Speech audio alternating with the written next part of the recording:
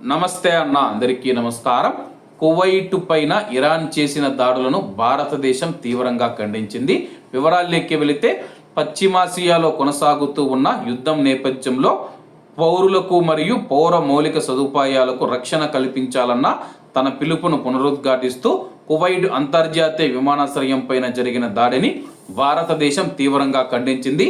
ఈ దాడిలో ఒక భారతీయ జాతీయుడు ప్రాణాలు కోల్పోగా పలువురు గాయపడ్డారు. అలాగే భారత విదేశీ వ్యవహారాల మంత్రిత్వ శాఖ అధికారిక ప్రకటనలో ఈ దాడిని ఖండిస్తూ ఉన్నాము. అలాగే ప్రజల యొక్క సౌకర్యాలను లక్ష్యం చేసుకోవడం పైన తీవ్ర ఆందోళన వ్యక్తం చేస్తున్నట్లయితే తెలిపింది. కువైట్ అంతర్జాతీయ విమానాశ్రయం పైన జరిగిన దాడిని మేము ఖండిస్తూ ఉన్నాము.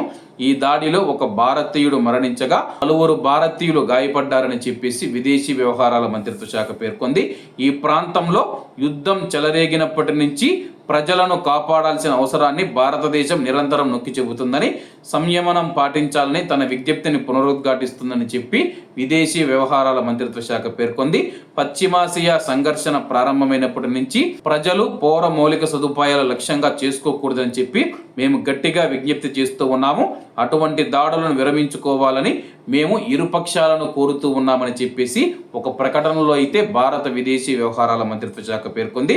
మృతుని కుటుంబానికి మంత్రిత్వ శాఖ తన యొక్క ప్రగాఢ సానుభూతిని తెలియజేస్తూ అవసరమైన అన్ని సహాయ సహకారాలు అందిస్తూ ఉన్నట్లయితే భారత విదేశీ వ్యవహారాల మంత్రిత్వ శాఖ హామీ అయితే ఇవ్వడం జరిగింది. ప్రస్తుతం మనం చూసుకుంటే, అమెరికా వచ్చి ఇరాన్ పైన దాడి చేస్తూ ఉంటే ఇరాన్ వచ్చేసి అమెరికా మీద దాడి చేయలేక భయపడి కువైట్ మరియు గల్ఫ్ దేశాల మీద దాడులు చేస్తూ ఉందని చెప్పేసి ప్రపంచ అంతర్జాతీయ మీడియాలో అయితే వార్తలు వస్తూ ఉన్నాయి.